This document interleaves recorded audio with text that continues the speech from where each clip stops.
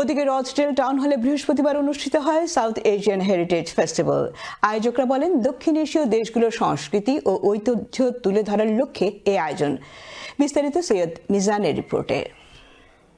দক্ষিণ এশিয়ার দেশসমূহের উৎসব, সাংস্কৃতিক ঐতিহ্য এবং ইতিহাস নিয়ে প্রতি বছরের মতো এবারও রচডেল টাউন হলে অনুষ্ঠিত হলো সাউথ এশিয়ান হেরিটেজ।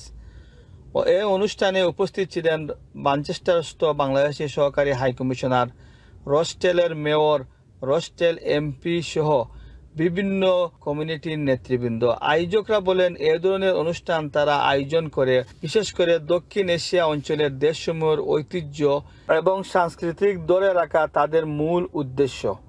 এই ধরনের অনুষ্ঠানে এসে বাংলাদেশের হাইকমিশনার তার অভিমত এভাবে ব্যক্ত করেন।